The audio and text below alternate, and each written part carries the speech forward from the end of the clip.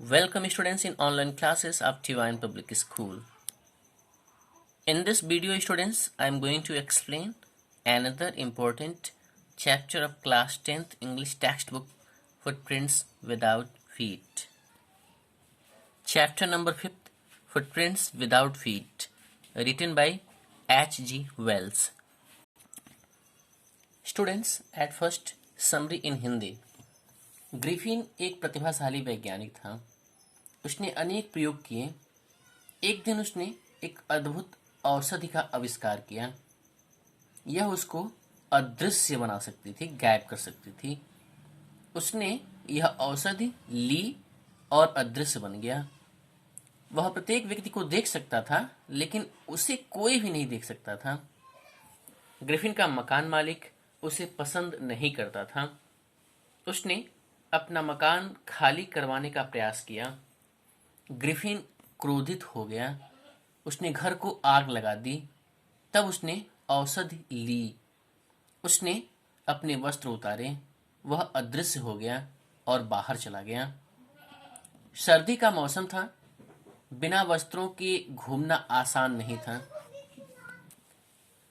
Griffin के पास पैसे नहीं थे, इसलिए वह लंदन के एक बड़े स्टोर में घुस गया। उसने वहां से वस्त्र चुराए। जब वह उन कपड़ों को पहनकर चला तो ऐसा लग रहा था जैसे कि कोई बिना सिर के आदमी चल रहा हो।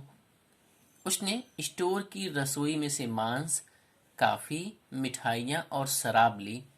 तब वह वहां रजाइयों के एक ढेर पर सो गया। अगली सुबह वह समय पर नहीं उठा। दुकान के सहायक पहुंचे और उसे देख ग्रिफिन डर के मारे बाहर भागा।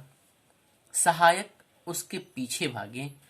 ग्रिफिन ने एक एक करके अपने वस्त्र उतार दिए। वह पुनः अदृश्य बन गया, लेकिन इस बार वह ठंड के कारण कांप रहा था। वह एक नाटकीय कंपनी की दुकान में घुस गया। उसने अपने माथे पर पट्टियां बांधी। उसने काले चश्मे, एक नकली नाक और मूछें भी पहनी। ग्रिफिन ने दुकानदार का कुछ धन लूटा। तब उसने गाड़ी पकड़ी और आइपिंग गांव पहुंच गया।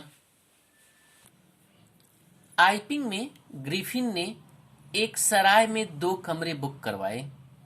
उसने किराया पेशगी में दे दिया। सराय की मालकिन का नाम श्रीमती हॉल था। उसने ग्रिफिन के विचित्र व्यवहार को सहन किया।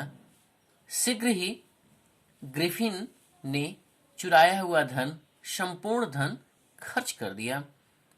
उसने सराय की मालकिन को बताया कि उसके पास नकद पैसे नहीं हैं। उसने कहा कि वह किसी भी समय चेक के आने की प्रतीक्षा कर रहा है। अगले दिन उसने पादरी के घर से धन चुराया। पादरी, उस गांव का पादरी और उसकी पत्नी हैरान थे। उन्होंने किसी को भी आते हुए नहीं देखा था। कमरा खाली था, फिर भी उनके घर से धन की चोरी हो गई थी, आश्चर्यजनक ढंग से। हम जानते हैं कि यह चोरी कौन कर रहा है और क्यों कर रहा है। कुछ समय पश्चात मालिक और उसकी पत्नी ने पाया कि ग्रिफिन का कमरा खुला हुआ था। उन्होंने कमरे में प्रवेश किया, लेकिन वहां कोई भी नहीं था।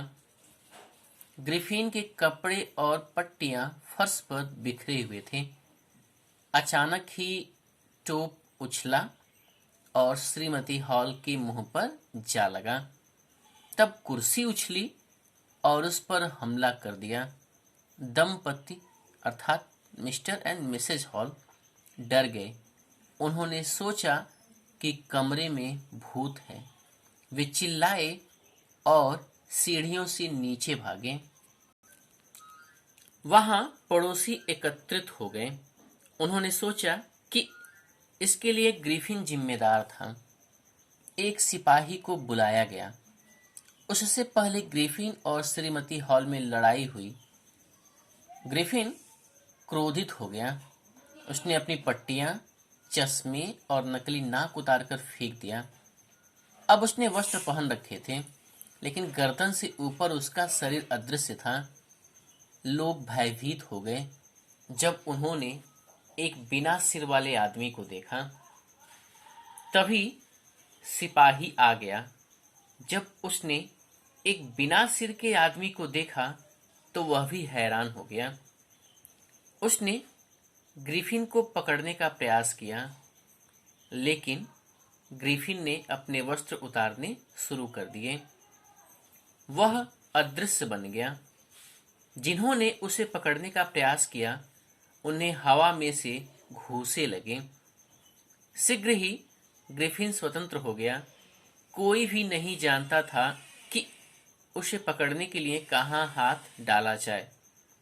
ग्रिफिन सराय से बाहर निकला और उसने सड़क पर चलना आरंभ कर दिया। अब वह पुनः एक स्वतंत्र आदमी था। Students, this story is about a scientist. His name was Griffin. One day, he discovered a wonderful drug. This drug could make him invisible. He set his landlord's house on fire. Then he took the drug. He became invisible.